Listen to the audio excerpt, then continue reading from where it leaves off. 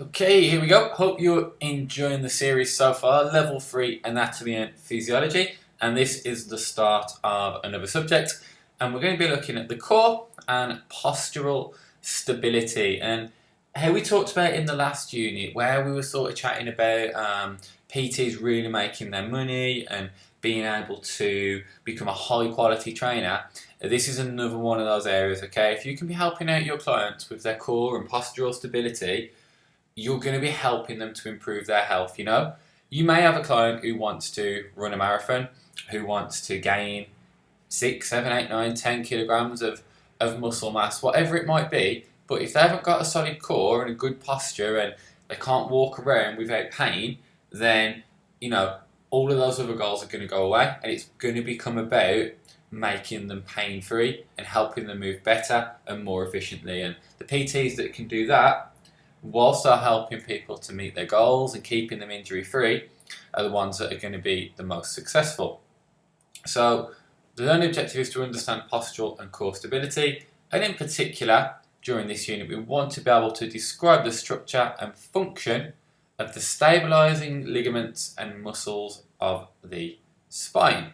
So I know during the last unit we looked a little bit at the pelvis, and in particular the bones and the ligaments that make up the pelvis.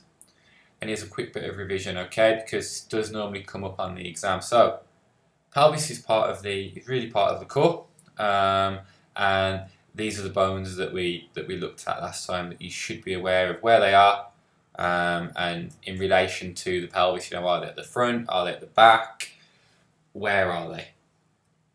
We also looked at these ligaments, and we looked at their relationship to the bones. So whereabout are they, and which bones are they interacting with, and which ones are they located next to when we look at the pelvis. But the main point of today's lesson, which is quite a short one, alright, is that we want to be able to understand some more about the spine. And we covered this at level 2, but I'm going to quickly recap it for you, okay? When we look at the spine, we have these 5 regions, okay?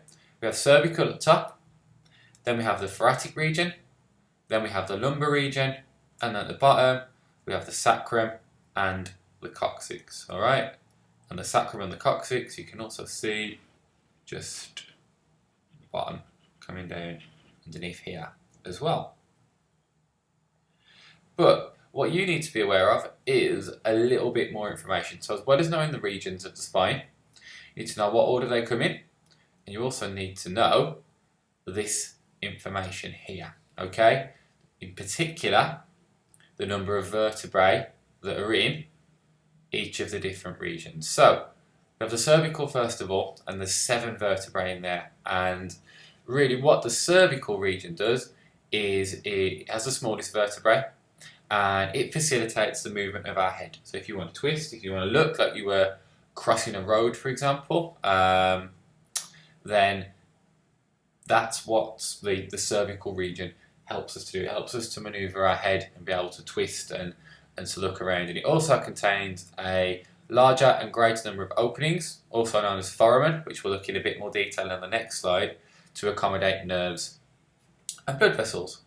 Right then we have the thoracic region, which that makes joints with the costal muscles.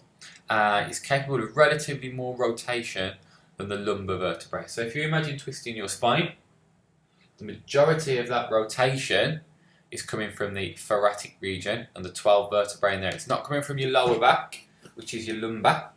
It's coming from your thoracic, which also makes the joints with the costal bones, alright, to keep us nice and strong and protected around there. Alright, lumbar region. So this is your lower back, essentially, and this is where the big, really, really strong vertebrae are.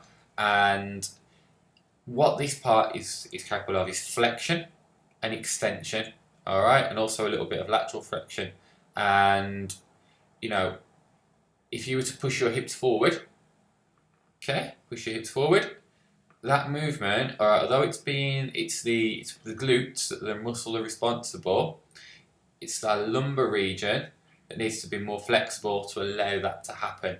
And Our lumbar region is probably the most area that's most prone to injury. You know, you will I'm sure you've all heard stories about people getting lower back injuries in the gym, you know, or having lower back pain from sitting in an uncomfortable position. That's normally going to be coming from the lumbar region. And, you know, any of you that work at a desk for long periods of time or sit in an office chair have probably heard of chairs and whatnot that have lumbar support.